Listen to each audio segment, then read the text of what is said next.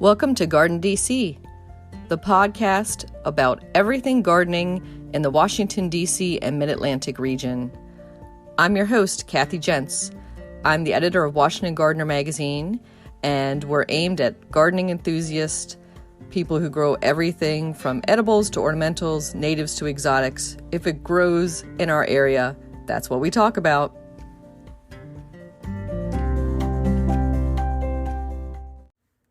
Welcome to episode 130 of the GardenDC podcast.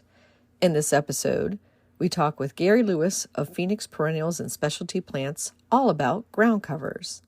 The plant profile is on amaryllis, and we share what's going on in the garden as well as some upcoming local gardening events in the What's New segment. We close out with garden communicator Carol J. Michael, who shares the last word on 5 daily gardening tips. This episode, we're joined by Gary Lewis. He is the owner of Phoenix Perennials and the author of The Complete Book of Groundcovers. Welcome, Gary. Thanks, Kathy. Pleasure to be on. Great to have you on. And so we should start off by saying the topic of this episode is ground covers, and you have a brand new book on that topic, and I have one coming out soon. But you are one of our few guests, Gary, that are not from the Mid-Atlantic area. So I'd like you to tell listeners first a bit about where you're located and your growing zone. Okay. Well, I am from Vancouver, British Columbia in Canada. And we have a gardening climate very much like Seattle, so we're pretty mild. I'm zone 8B where I am. And, it's kind of God's country in terms of growing perennials because we can do all of, pretty much everything. And then we can get into some kind of fun zonal denial type plants as well and have a good time with those. But I did grow up in Ontario, which is closer to your neck of the woods, kind of zone 5B territory. So I have a little bit of familiarity with continental gardening and a little bit more East Coast gardening as well.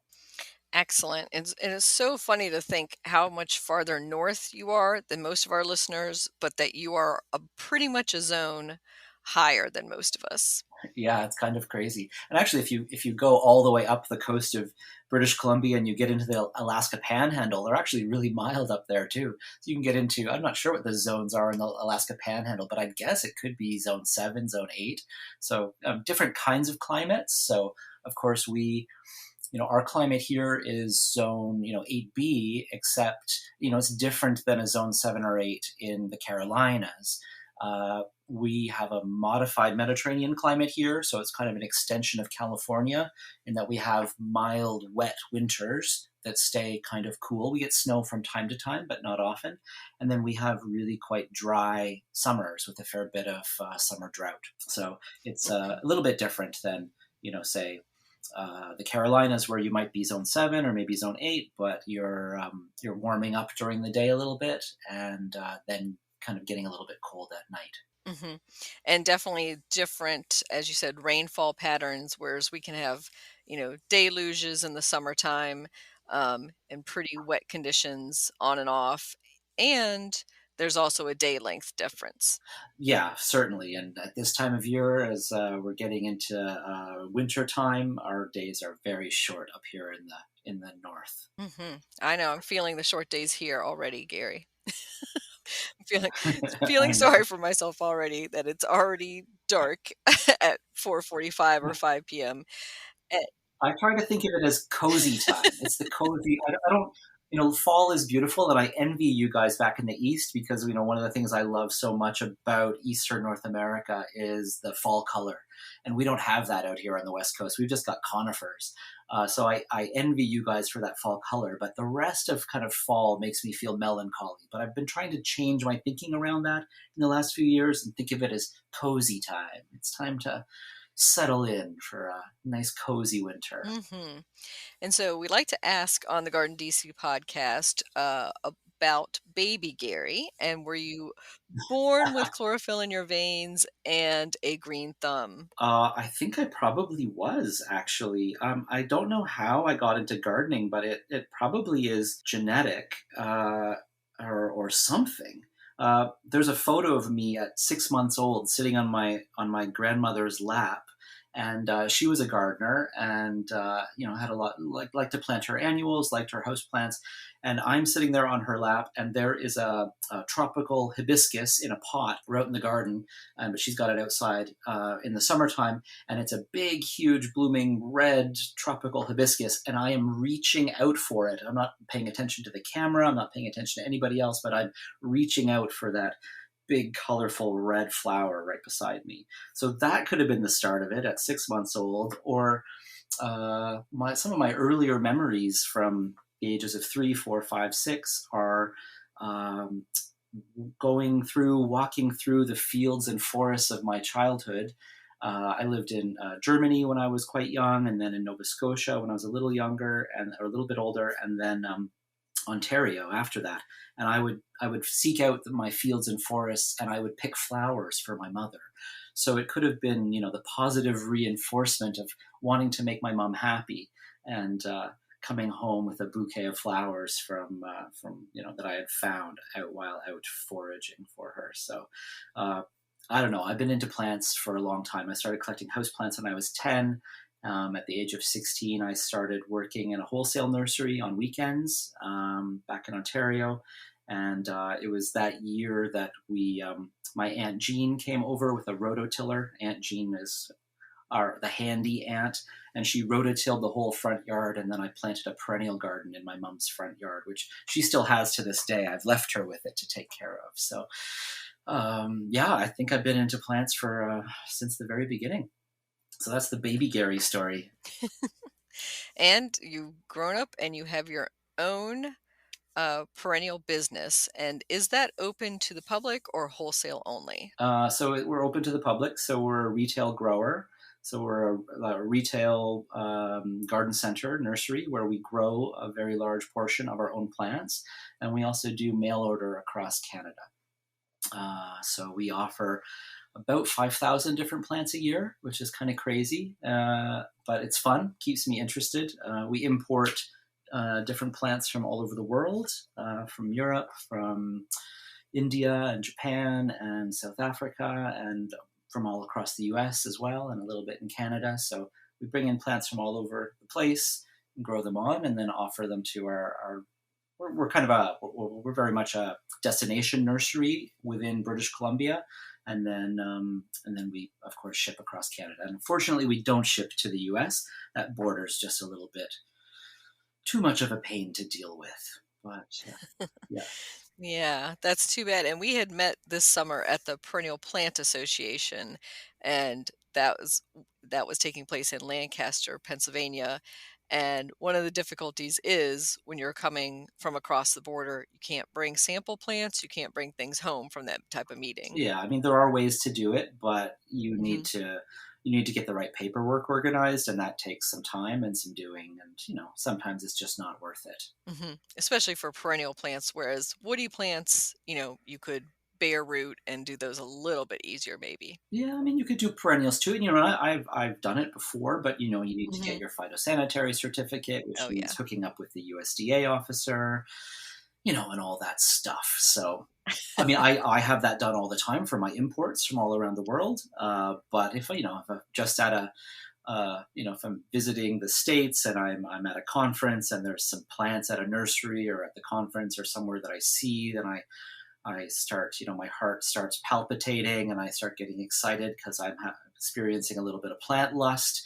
I just have to kind of work through that, and just, look for the plant elsewhere and come to terms with the fact that I can't take it home with me on that trip at least.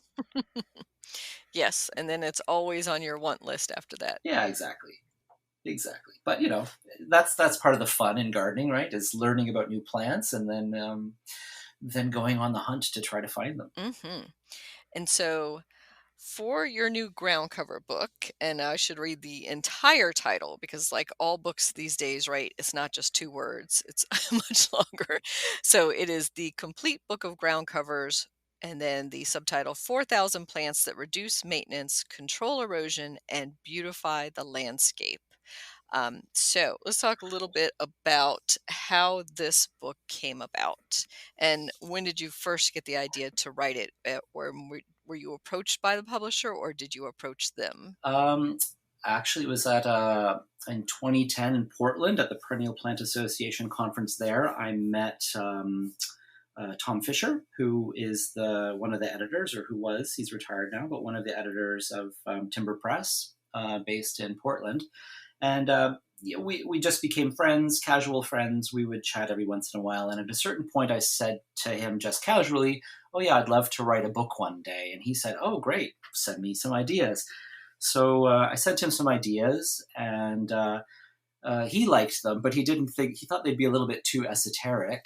And so we just started discussing things, and he said, now that I've gotten to know you a little bit better, and I kind of understand, the breadth of what you do at your nursery, and kind of the broad knowledge that I had in terms of perennials and other garden plants. He said, we have been looking for somebody to work on this particular project for many years, and we haven't been able to find anybody who's kind of got the expertise and probably, who's crazy enough to take on the project. And so they had published a book in the mid-90s on Groundcovers, which was a great reference, but over time, these things get a little bit out of date.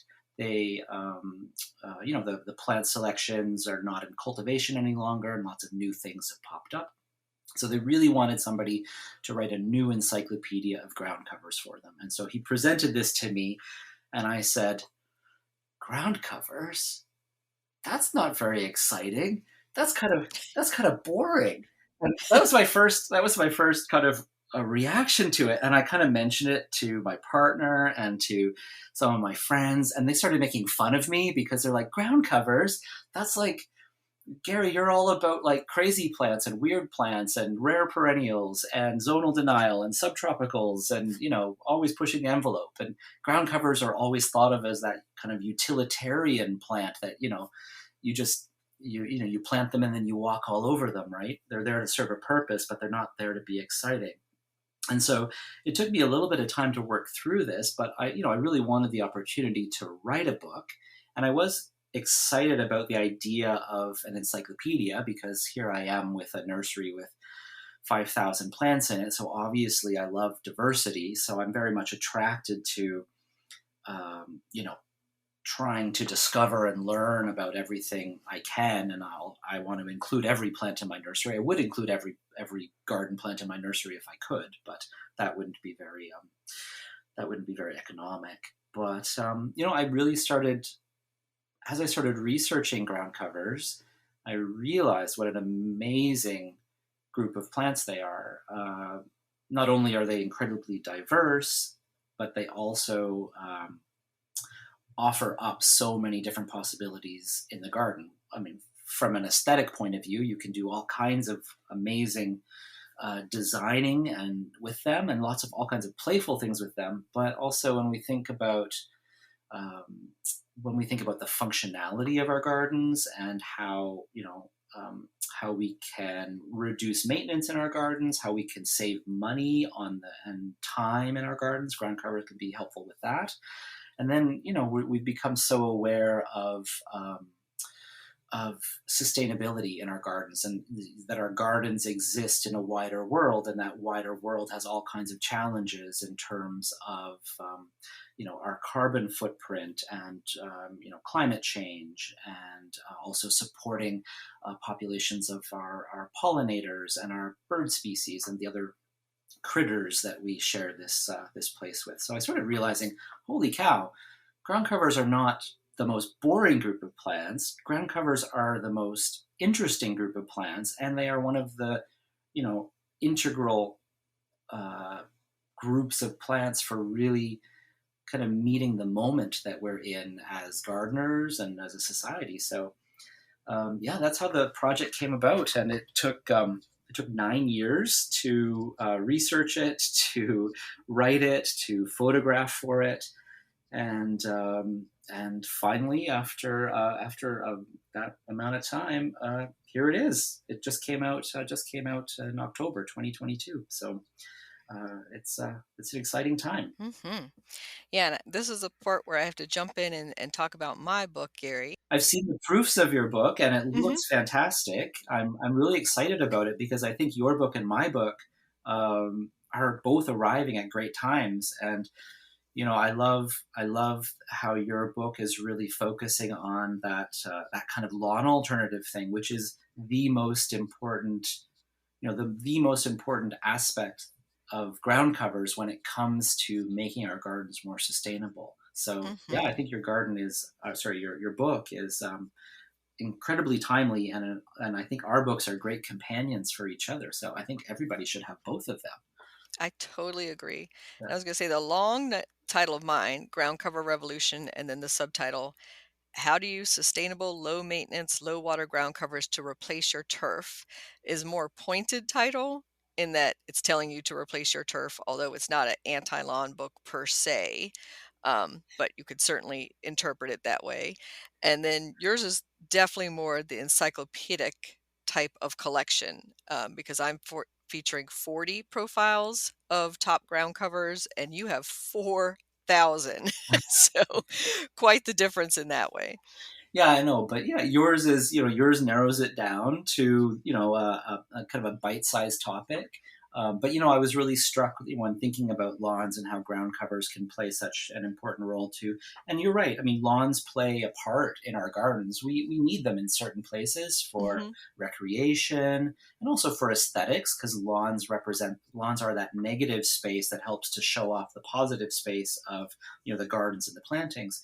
Um, but when you think about lawns, that is that's the biggest opportunity for increasing sustainability in our gardens. And I found some statistics that said in the continental U.S., a full 2% of the landmass is covered in turf grass.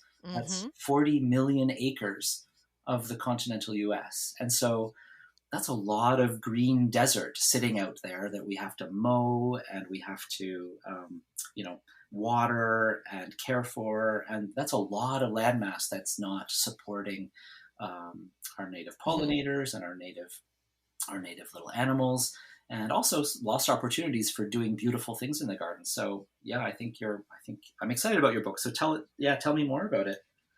Yeah, so it came about in a little bit different way than yours in that it was a long time coming on the back burner, which is similar in that I'd been growing various ground covers in my little urban garden for years and trying to do battle with each other. Like I tore out all the turf grass lawn and then said, well, now what? I can't just let the whole thing erode while I'm waiting to put in flower beds everywhere. And in my naivety, thinking it was all going to be perennial gardens at some point, but realizing in the meantime, it's got to be some type of ground cover or something to hold it in. So basically, if I found a plant that was a fast spreading, grabbing a hold of the turf and beating it out and overrunning turf or overrunning the English ivy that was coming in from the neighbors, then I was growing it. So I was just doing lots and lots of years of experimenting and taking my own photos and notes and not even thinking of a book at all, just thinking, this is how I'm going to conquer this little problem I have. And then that's after publishing the Urban Garden last year with Terry Spate, I started to think about another project. And then I thought, you know what? I have all this research and practical information about ground covers, and I give a regular talk to garden clubs and at public gardens on ground cover alternatives to lawn that was extremely popular. And so I thought I should just turn that talk into this book. And that's how that came about. Yeah, it's very organically, right? You've been doing the research in Hmm. your own little garden project for so long, and yeah, there it is. And also, I think I was seeing kind of what we're both seeing, which with the convergence of our books is, the eco interest, the um, trying to replace what you're doing in your life, not just because you don't want to be mowing every week or watering all the time, but you want to add to the earth's bounty. Like I want to have something productive and beautiful right in my garden, or my landscape that I can control and I can somehow contribute to the earth's bounty, like either by supporting wildlife or just not using chemicals in my lawn. Yeah, exactly. And ground covers are what's going to do that. Yep. And the one thing I was looking at today, Gary, on our two books is the other big difference besides the number of listings of ground covers is that I say ground cover as one word and you have it as two words. So maybe we should debate that a little bit and see what we think. Originally I had it as one word because I thought, I Googled ground cover and I looked at like 50 different sites, and I looked at my bookshelf, and I looked for any book that might mention ground covers to see how they wrote it. And then I finally asked my editor, and I said, what can we, how do we spell this? And he said, well, you can really choose. And I'm like, because he says it's kind of written both ways. And so I went with one word at first. And then when I saw when I kind of saw it written out, I thought the title looked better if it was going to be two words. So then I opted for the 2-word option. See, I thought you were going to say it was a Canadian thing. Well, I don't know, maybe. I mean, we follow the British spelling of things, which was actually hard writing the book because I'd always spell it the Canadian or British way. And then I realized, wait, this is a book that's going to be published by a U.S. Publisher. I'm going to have to, I'm going to have to spell things the American way. But I don't think it's, and I think I thought about that when I was, when I was trying to decide how to spell it, because I think I looked at British sites as well as Canadian sites specifically as well, and they spelled it both ways in outside of the US as well. So I think it's just a choice. It can be spelled either way. I agree. It's definitely a choice, and both are correct and both are perfectly usable. But I had it as 2 words, and sometimes when I gave the talk. So, and I had gone back and forth, and then I decided, you know what, I like it better as one word. And when you have the title Ground Cover Revolution, it does look better as Ground Cover Revolution as one word. So there you go. Yeah. Well, it was a dilemma. It took a long time to decide, and then I was halfway written the book before I decided to change it to the other spelling. Yeah, and I'm surprised also that your publisher was, let you make that decision, which was very nice of them. Yeah, I guess so. I think I think they kind of researched it themselves and realized, well, it kind of has 2 spellings, so whichever you want. Exactly. Yeah. And so that does bring up, when we talk about international words or spelling, my book is aimed internationally, and that kind of constrained some of those 40 profiles I did. So I had to pick plants that were available in most countries, or at least familiar to most people. And it also constrained a little bit some of the profile descriptions that are in there, and that I couldn't do USDA zones per se. But we use temperature ranges instead. Did you have the same profile questions in your book? Well, I mean, my book is meant to cover the temperate gardening world. So I did a lot of, the whole first year was just about researching basically all of the ground covers that I could see from websites, from the availability lists and catalogs of wholesale and retail nurseries throughout North America. As well as I also researched Europe, the UK, continental Europe, as well as other places like New Zealand and Australia to really get a good sense of everything that was growing out there. So my book is basically aimed from zone 1 to zone 8. However, it is, the majority of copies are going to be sold in the US and in Canada. And I mean, I think they think about 10% are going to be sold in the UK and the rest of Europe. So, the audience is mainly North American, and we understand those, the USDA hardiness zones. We use the exact same zones as you. So I've gone with the zones as opposed to the temperatures. But yeah, it's I don't know. Either way, right? Mhm. And Mhm. and so when we see minus 25 or something on yours, then that's we can gauge that as gardeners because we know what our climate does, and if we're confused, we can just look up how minus 25 corresponds with the hardiness zones. Exactly. Yeah, it definitely made me become a lot more intimate with my growing zones as far as their temperature ranges when I had to research each one and check those out. Yeah.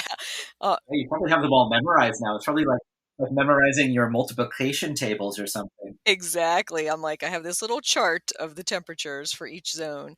And the other thing I was going to say about the aiming at an international audience also constrains the use of native. So when I tend to say about this plant, one ground cover that this is native to our region, and these are some non-natives that are also available, blah blah blah.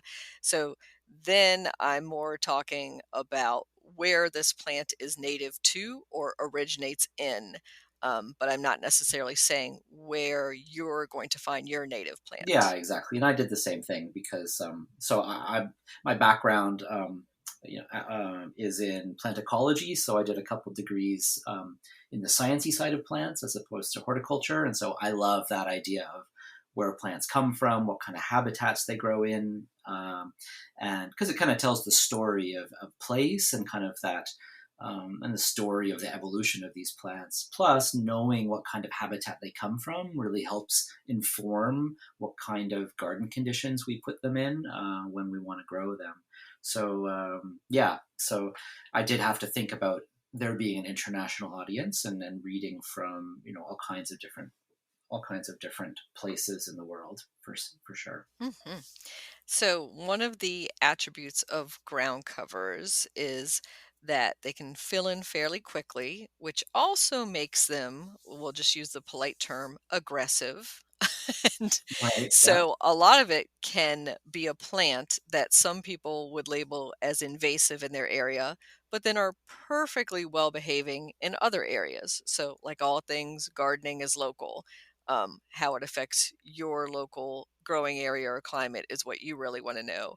So, did you label in your book whether something is invasive in some areas or has invasive tendencies, or how did you deal with that conundrum? Yeah, certainly that is an issue, and also it depends on the size of garden you have. Like if you have a small garden, then you might just have an aggressively growing ground cover that is just going to grow too fast for your space. Whereas that exact same ground cover in another part of the city where they've got really big lots is going to be the perfect ground cover for that space. So I mean, there's such a range of different ground covers, and some are very slow to spread, even though they will eventually form, a nice mat, and others are really quite rambunctious. I did.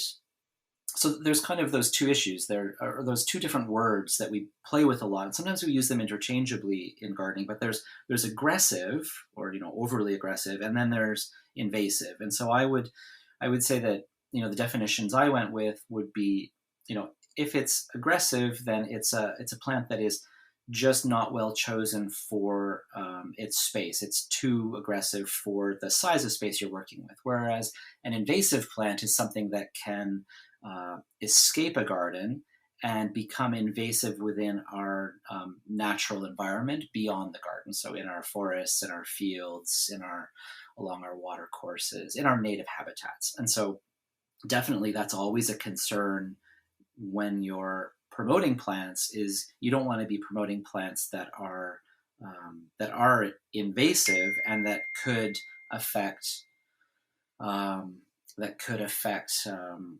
uh, the natural habitats of those regions. So I did, in any case, when I was researching these plants, I was looking for information as well to try to figure out whether they were invasive. And sometimes plants are invasive in a certain region, but not in other regions. English ivy is kind of Hmm. invasive almost everywhere it grows, but other plants like donkey tail spurge seems to be invasive in drier habitats, such as kind of zone 5, zone 6 areas of interior British Columbia, for instance, but not really in coastal British Columbia, just because our climate is different. So I did try to discuss that in the book, and talk about the vigor of ground covers, and what kind of situations and sizes of gardens they would be best applied to, and then also to include information about if those plants are potentially invasive in our natural habitats within certain regions. Hmm. Yeah, in mine, I have a rating for slow, moderate, or fast spreading, and a Mm, little yeah, rating in there, and on a chart where there's reference charts where you can go down and look up if you say want something to be fast spreading, but then is also, of course, a could be a con if it's fast spreading and takes over everything else in your garden.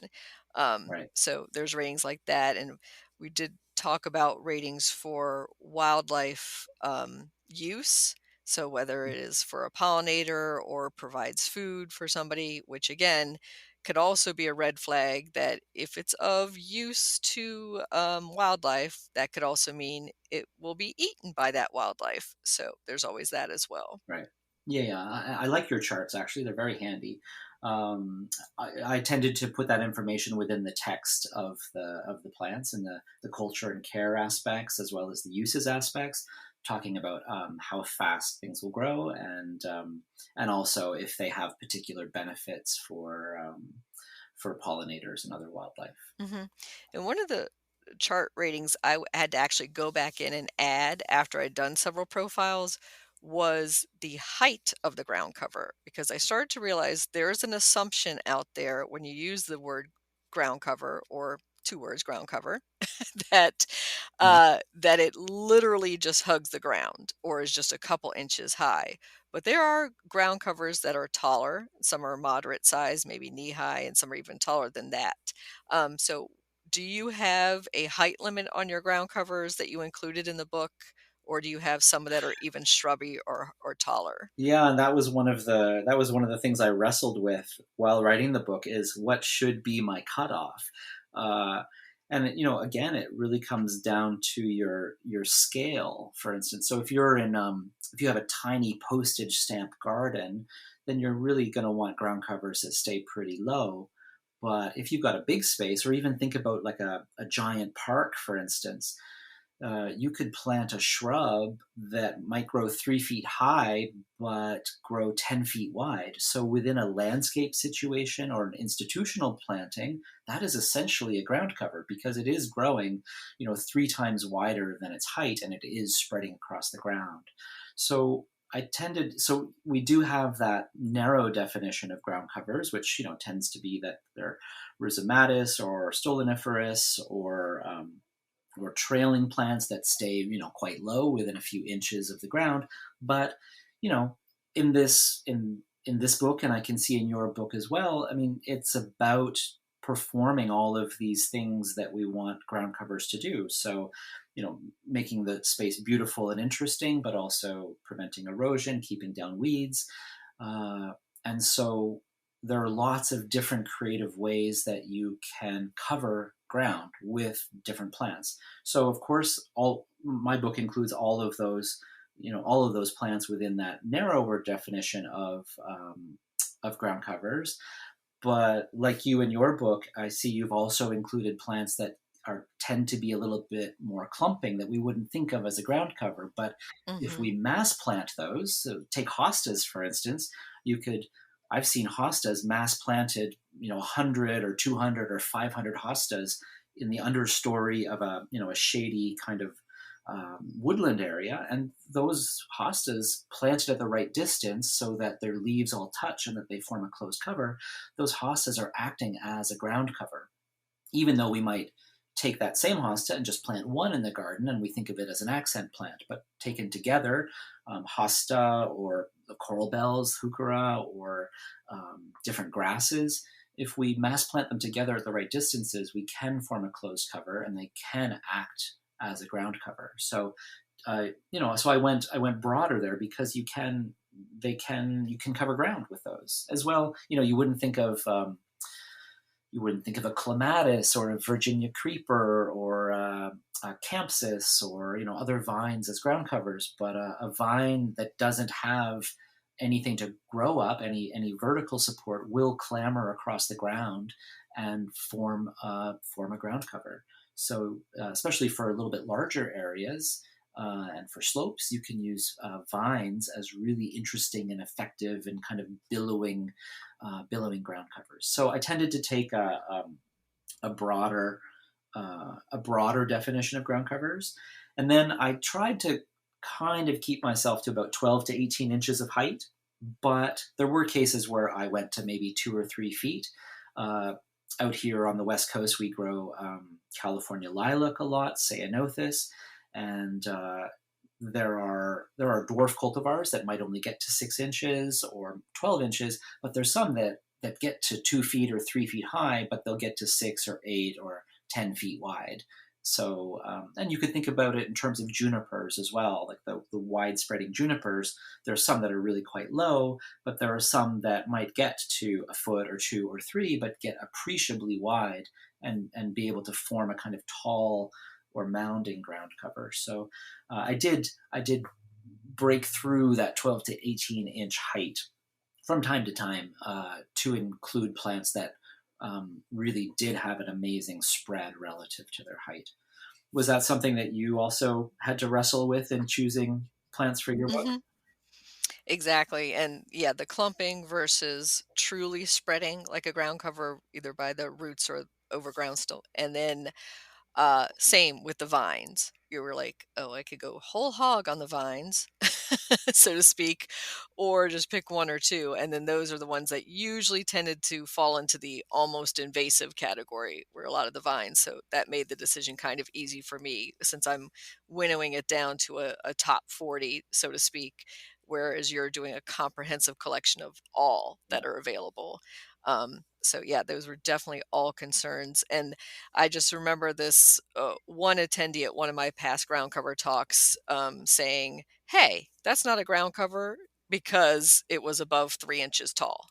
Right. So having that person's voice in my ear, I still chose some of the taller ground covers because, like you said, they can still be fully functioning as ground covers, and in certain settings, very beautiful and fill in. And especially as we're talking about slopes and covering it, the fact that they are coming a little bit higher doesn't matter. You're not going to be stepping into there if you're trying to cover a steep slope or a ravine with something that will block out weeds or other invasive plants. Then the height is not so much of a concern.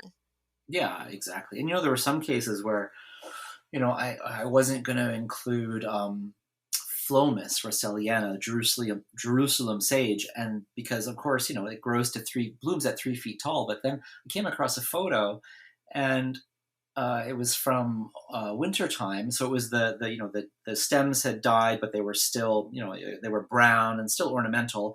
But there it is. It's semi-evergreen to evergreen with just its basil leaves forming an amazing ground cover, only 4 to 6 inches tall off the ground, and in a way as well, even when it does bloom, it's a little bit of a see-through plant. So, you know, Hmm. you can use it, and it does spread slowly over time. So you can use it as a ground cover. You're not going to use it to plant between pavers, and you're not going to use it in certain situations where you choose more of a classic ground cover. But in certain situations, it can act. These different plants can act as ground covers. Hmm. And that definitely applies to a lot of the perennials that I had picked, like Rudbeckia, where there's a basal foliage, growing flat against the ground, and then you have the taller wands of flowers coming above.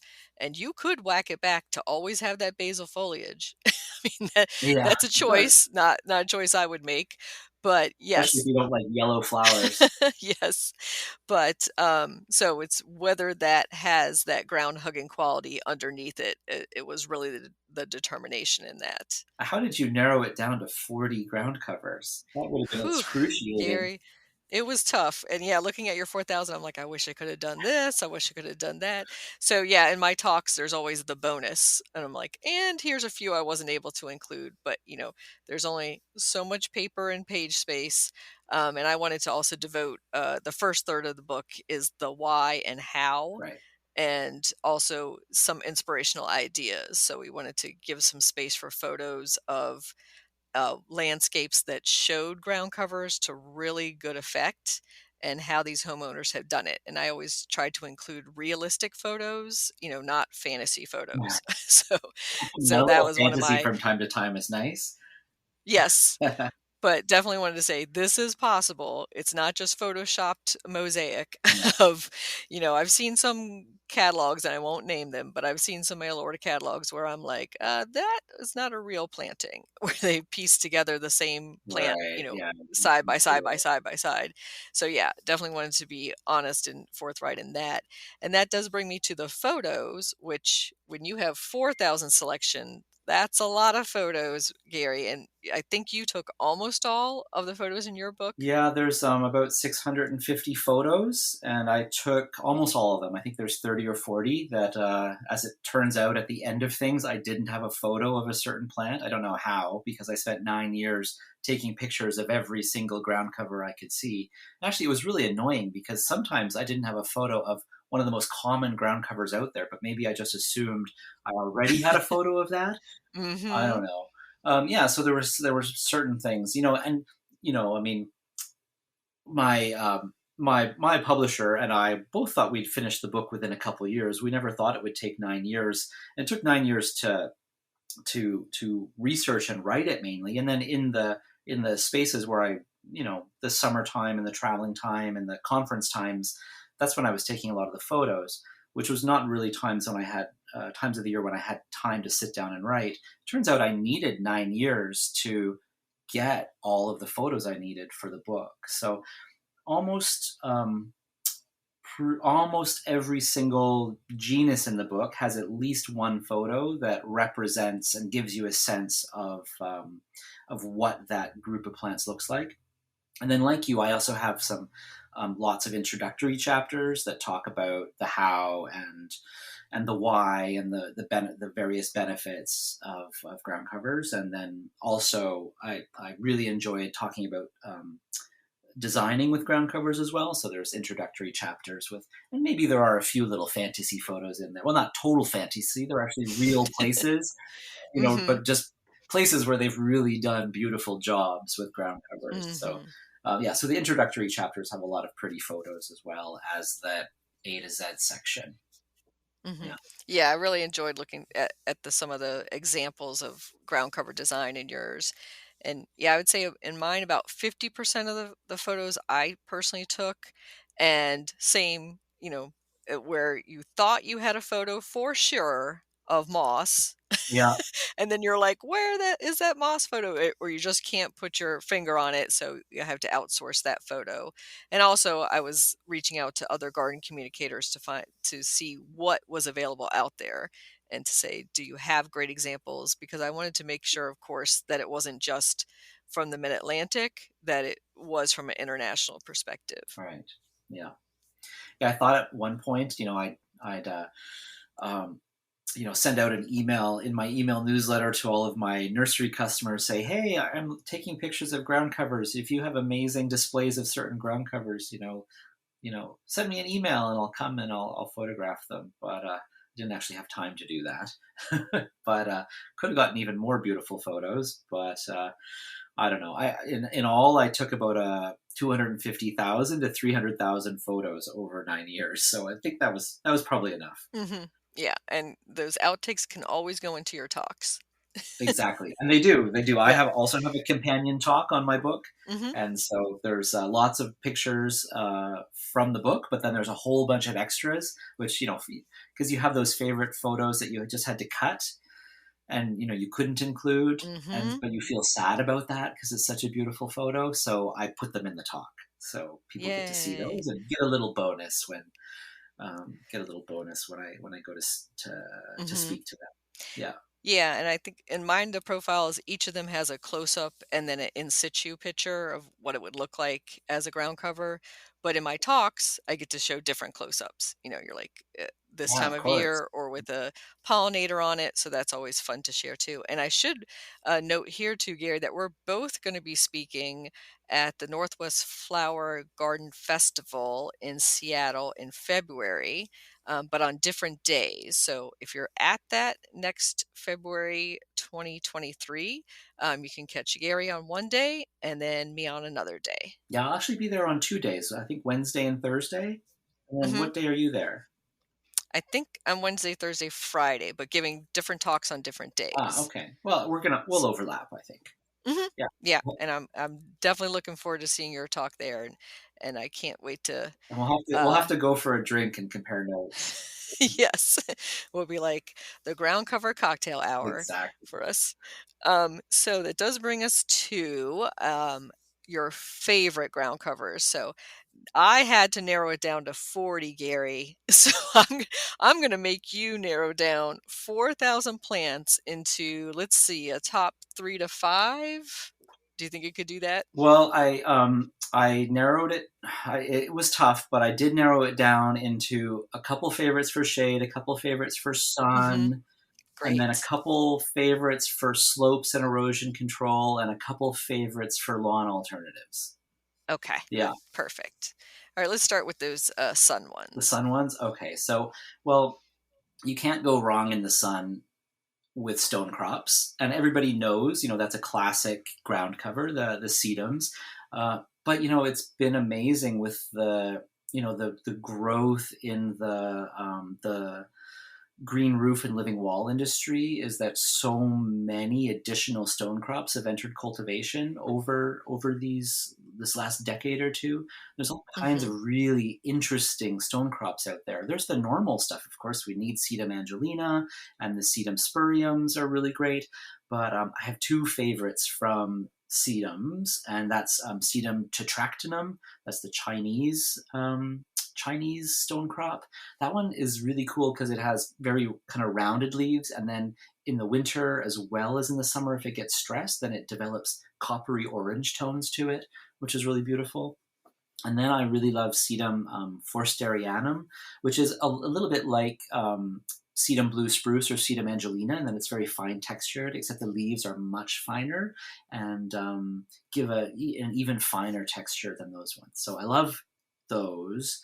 And then I do have another favorite sun one. It's Cushion Bolax. That's Azarella trifurcata nana. It's a really cool plant in the carrot family. It is hardy to zone Hmm. 7, and it forms this low evergreen ground cover. And if you touch the plants, they actually feel like plastic. It feels like, how you get those cheap green mats that you would have, at the entrance to a door to clean your shoes Mm-hmm. off. You touch those, it kind of feels the same. It feels like this kind of hard plastic, but it forms this neat billowing ground cover, and it can trail over walls and kind of look like slow motion green lava as it kind of oozes over walls. So that one's definitely a favorite. So those are narrowed down for sun. Those are two a couple ground covers that Mm-hmm. really resonate with me. I love that green lava. I think that could be another alternative name to your book. Green lava. Yeah, exactly. And then your shade or part shade. So people make fun of me for this one, but in terms of a commonly available group of shade plants, I do love the bugleweeds. I do love the ajuga. I know they Mm-hmm. can seed into lawns sometimes and form bugle lawn, but whenever I see the foliage of black scallop or burgundy glow, or there's been new cultivars that have come out in the last little while with other burgundy tones or golden colors, as well as the cute little ones like chocolate chip. They're easy, they're versatile, they can go from shade up to, they can almost do pretty full sun for us on the West Coast, maybe not quite Mm-hmm. so much sun for you in the East, but they're versatile. You can grow them in pots. Um, you can stick them in nooks and crannies. They'll trail over the edge of walls, and they've got those pretty flowers that the bees like in the spring. So a Yeah, juice. And Gary, I'm going to fight with you on that because I love ajuga. And I was going to say that those pretty flowers are perfectly timed here for us here in the DC area in that they bloom right around Mother's Day and these tall purple little spikes. And when we pot that up for our garden club sale, and we're like, $2 a pot for that ajuga. Who would want that, right? And we stick it in the ground cover section of our garden club sale. They fly off the tables. Is it because they're in bloom? It's because they're in bloom There at you go. that right second, and they just look purple and pretty. So, people don't even care. Well, they're really easy to propagate, and you should probably be Hmm. charging $3 per pot. I know we should charge more, but yes, Yeah. definitely an attribute for them is that they bloom right at Mother's Day time for Yeah. us. So there's another shade plant I love, if I can, is Adiantum venustum. So that's it's the evergreen Himalayan maidenhair fern. It's a slow growing ground cover. A lot of us know the more common Adiantum pedatum, the main maidenhair fern with its 5 fingers or 5 or so fingers. This is a little ground cover one that grows to, I don't know, usually about 4 to 6 inches tall. It's got a beautiful texture to it in kind of light greens, and it's evergreen in mild winter climates, so probably evergreen in the or semi-evergreen in your region of the world, evergreen for us. But you can also shear it down in late winter, and then the new fronds come up, and the new fronds are a beautiful coppery orangey color, which are really quite beautiful. So that's another favorite of mine for a smaller garden kind of situation for shade. And ferns are so incredible as ground covers. And I do need to point out, Gary, Adiantum is the Latin name, correct, of the maidenhair fern, Yeah. and Uh-huh. adamantium is a fictional metal that you will see featured in the Marvel Comics universe. So don't get those two mixed up. Ah, there you go. Yeah, Adiantum. Yeah, a great group of plants. Yeah. Mhm, and so you were saying you're slope or covering ground cover. And I actually came to love this plant by seeing it a lot in your neck of the woods. It's Liriope spicata, or Mhm, lily turf. I actually mhm, saw it used a lot in kind of some of the gardens, like Chanticleer, for instance, maybe Longwood, and different private gardens around DC and Baltimore. I think it's a great plant for it's a great lawn alternative because it looks kind of grassy, even though a little bit taller. So it has those nice long leathery grass-like leaves. It has cute little flowers. It spreads with time. It's evergreen, uh, and it's really good at maintaining slopes as well as for a lawn alternative. And then the other one, it's boring, but man, it's so useful. Pachysandra. So Pachysandra terminalis. It can be a little bit slow to establish sometimes, but it is actually quite beautiful, even though it's more of a normal kind of plant. It's a real doer for slopes and for controlling erosion on slopes. mhm. And I assume you included the procumbens, the Oh, I love American native one. procumbens. I Mhm, do love procumbens as well, and that's a great one that I see a lot in your neck of the woods. We don't grow it so much out our way, but I do offer it at Phoenix from time to time. It's a mhm. beautiful plant. Mhm.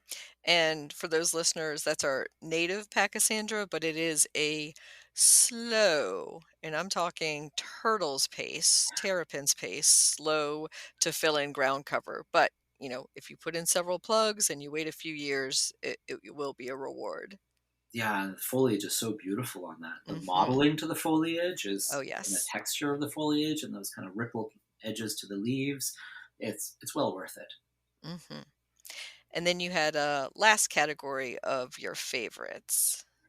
So for lawn alternatives, I have two favorites. One for Hmm. more sun, one for a little bit more shade or sun. So woolly thyme is one of my favorites. Thymus pseudolunuginosus. Does that one grow well for you on the eastern seaboard? Hmm.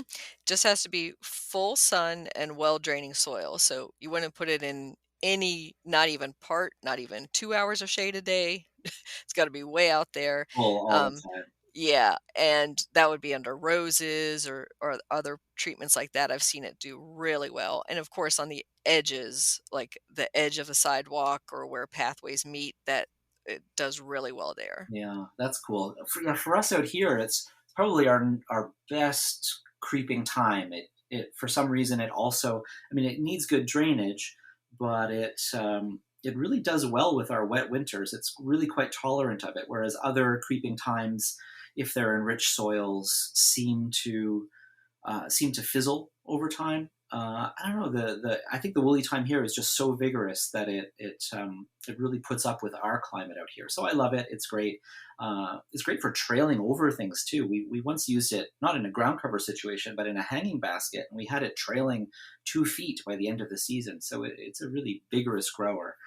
And then the other one is kind of a weird esoteric thing, and it's actually a kind of lady's mantle. So we think of, lady's mantle are those beautiful clumping plants with those kind of scalloped leaves where the water droplets sit on the leaves like little jewels kind of shimmering there because the leaves are hydrophobic. But there's actually a trailing one called Alchemilla ellenbeckii. Mm.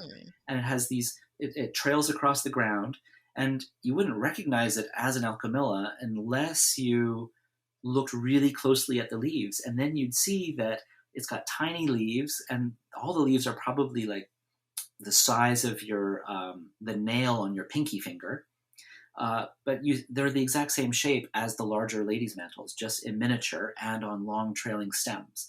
The stems are also usually reddish, so you've got these nice little green leaves with the reddish stems, and then you do get those little tiny chartreuse electric green flowers here and there I guess that's probably late spring or summer you get those. So that's a cool one for a little bit shadier or part shade situation as a lawn alternative.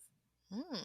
Yeah, I don't know that one, and I have a bit of trouble with lady's mantle in general, just because I have a lot of dry shade, and it definitely needs moist conditions. But that one is very tempting sounding, Gary. Yeah, I mean, I think it can do well in average situations. I don't know if it would really love dry shade, but Hmm. it's so cute that you would just want to go out with your watering can and give it a little extra water in dry periods because it's an Yeah, adorable little thing. maybe near a downspout or something, I could work that Something in. like that. Yeah, exactly. Okay. So, where could listeners contact you to find out more about the book and about your perennial operation? So our website is phoenixperennials.com. So it's Phoenix, like Phoenix, Arizona. We do get phone calls from people in Phoenix, Arizona, sometimes looking for perennials, and then we have to tell them that we're in Canada, but much to their chagrin. But yeah, phoenixperennials.com. There's information on my nursery there, and unfortunately, we don't ship to the States, as I said. But if you've got Canadian listeners, they can definitely visit that. But there's also information on the book there as well. But of course, the book is available everywhere. It's available. You can get it at your local bookstore. You can buy it from all the big online retailers, and it's available across North America now, and then it'll be available in Europe and other international destinations. I think starting December 1st, it'll be available in all of around the world. So you can get it anywhere you like to buy your books. Excellent. Well, thank you so much, Gary, for sharing your encyclopedic knowledge of ground covers and for sharing about your new book. And I'm looking forward to seeing you in Seattle soon. Yeah, I'm looking forward to seeing you and also seeing your book. And maybe we should go on tour together or something. I think so. It's kind of like a Abbott and Costello, ground covers versus ground covers. Exactly. Thank you again, Gary. Thank you so much. Pleasure.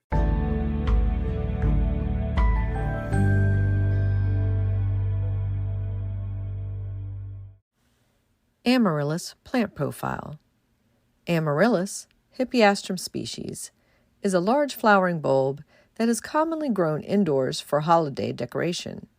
It is native to Central and South America and includes 90 species and over 600 cultivars. The flower colors can range from the classic red to white, salmon, pink, or creamy yellow. Some flowers are very large, others are more delicate and narrow types. They also come in single and double flower varieties. As many as 6 flowers will bloom on a single stem. In general, the larger the flower bulb, the more flowers it will produce. To prompt the amaryllis to start to grow, place the bulb in a container filled with lukewarm water for an hour. You can then plant the amaryllis bulb in a container filled with sterile potting mix. Be sure to leave at least the top third of the bulb above the soil level and to choose a container with good drainage that is only an inch or 2 wider than the bulb itself. Amaryllis like to fit snugly in their pots. Because the flowers can be top-heavy, pick a pot that has some weight and heft to it.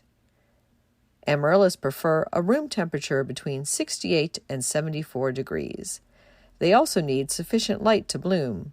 If it doesn't get enough, its stems will stretch out and need support. Rotate the pot a quarter turn each time you water the plant. After the flowers finish blooming, the bulbs need a period of recovery and rejuvenation. Cut off the flower stalks, but leave the foliage intact and reduce watering. They can be grown as a houseplant and then placed out in the summer to gather more energy for blooming again in the winter. Repot them every 3 to 4 years. If you live in USDA zones 8 through 11, they can be planted outdoors in the spring and stay there year-round. Bring them in before the weather gets cold and discontinue watering. Place them in a cool, dark place to remain dormant for at least 2 months. Then take them out of storage, water them thoroughly, put them in a sunny spot again, and start the bloom cycle over. The National Garden Bureau has declared 2023 as the year of the amaryllis. Amaryllis, you can grow that.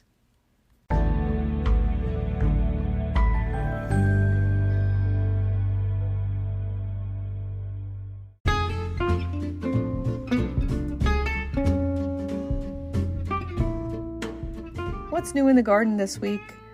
Well, the only thing I can see in bloom in my home garden are the cool season annuals like alyssum, viola, and snapdragons. Over at the community garden plot, we've cleared out another bed and covered that with straw. In the local gardening world, the new issue of Washington Gardener magazine, November 2022, has been posted, and I encourage you to go to our website and check that out. The cover story is on a living wall in Wheaton, Maryland, and there are also features on Carolina chickadees, how to make your holiday tree last longer, meet the Cook sisters, common crickets, a new Jacob's ladder, and optimizing urban environments. For upcoming events happening locally, a few are virtual, so anybody, anywhere could sign up for them. One is on Tuesday, November 29th at 7 p.m., and that is Biological Control of Invasive Weeds. This is hosted by the Maryland Native Plant Society and is an overview of plant pathology research. It's being held via Zoom, and you can register for that for free at mdflora.org. Another online event you can sign up for free is Thursday, December 1st at 12 noon. Outdoor containers with fresh greens. Join Peg Beer Merrifield Garden Center's plant and design specialist for that Zoom seminar. And an in-person event coming up that you might be interested in is on Tuesday, December 6th, starting at 9:30 a.m., the first annual Maryland Mushroom Grower Symposium. Now, this is for a professional development, and it's for specialty mushroom growers in the area. It is taking place in Annapolis, Maryland. The fee has been subsidized, so it is just a nominal $12, and you can find out more about that at extension.umd.edu and look under the new events tab.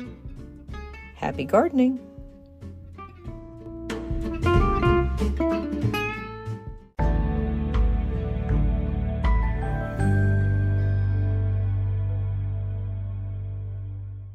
In the new book, The Urban Garden by Kathy Jentz and Terry Spade, you'll find dozens of inspiring and creative ways to grow flowers, shrubs, vegetables, herbs, and other plants in small spaces and with a limited budget.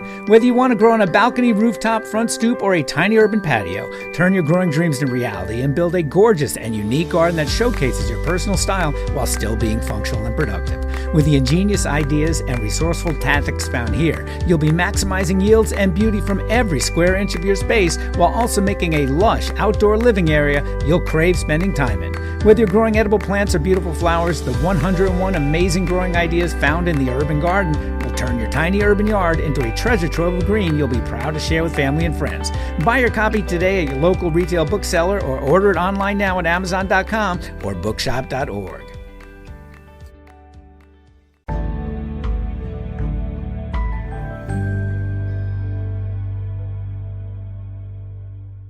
This is the last word on 5 year-round daily gardening habits by Carol Michael. I'm co-host of the podcast, The Garden Angelist with Dee Nash. This essay comes from my book, Homegrown and Handpicked, A Year in a Gardening Life. 5 year-round daily gardening habits. When the last summer-like days of October are past and the frost is on the pumpkin in November, it's time to get serious about preparing for winter and spring. As is my habit, I clear off the vegetable garden and leave it ready so I can plant peas and lettuce in mid-March without having to till up the ground. I make sure I have a stash of potting soil in the garage, so when I buy the first pansies and violas in early spring, I'll have everything I need to plant a few containers to decorate the front porch before Easter. Indoors, fall is the beginning of the gardening book and catalog season. All those gardening books and seed catalogs promise to entertain and enlighten me and give me hope through the winter. If they don't, well then, all hope is lost. As I continue to work in my late fall garden, long after most of my neighbors have called it quits for the season, put up their Christmas lights and started their wintertime hibernation, I'm left alone to ponder what gardening is all about. I imagine ways to keep the gardening spirit alive when the air is frosty and there's snow on the ground. It was during one of those quiet days when I came up with 5 daily gardening habits to keep in mind even when I cannot be in the garden. Smell a flower. Try to keep some fresh flowers around you wherever you are. Sometimes the fresh flower is on a houseplant, and sometimes it's a stem or two of cut flowers picked up at the grocery store. Sometimes the flower doesn't even have a scent, but leaning in close to see if it does should put a smile on anyone's face. Touch a leaf. You can do this if you have a favorite houseplant nearby at all times. Be sure to keep the plant watered and give it some good light. If you want, you can also talk to it. Some say it helps the plant when you talk to it, others say it is foolishness. But there's nothing wrong with being foolish at times, and maybe it does help the plant. Sow a few seeds. If you don't have any plant seeds to sow, and often we don't in the wintertime, sow seeds of kindness and helpfulness. Those kinds of seeds are free and can go a long way to add enjoyment to someone's day. Breathe some fresh air. If you can do that while gardening or exercising in a garden, so much the better. Get your hands dirty every day, perhaps by gardening a little outside. If you can't get your hands dirty by gardening, tend to your houseplants. Or get your hands dirty by cooking or crafting, or doing something good that occupies your hands and minds and keeps you out of trouble. And that's the last word on 5 daily habits to keep gardening alive all year. I'm Carol Michael. Thank you.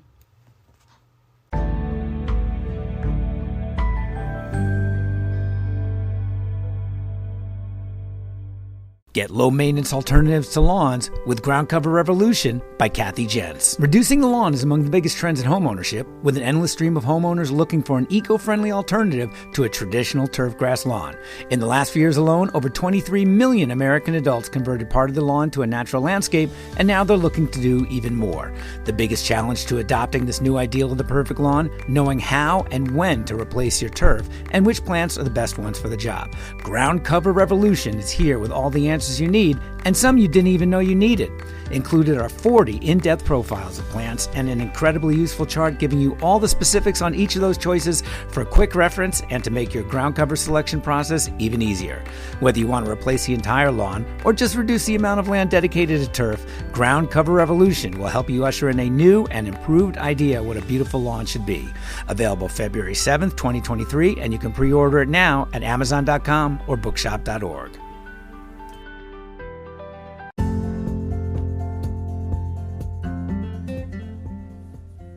Thank you for listening to GardenDC. You can become a listener supporter for as little as 99 cents a month by going to anchor.fm/GardenDC/support. Another way to support this podcast is to subscribe to our monthly digital publication, Washington Gardener Magazine. To do so, go to WashingtonGardener.com. Thank you.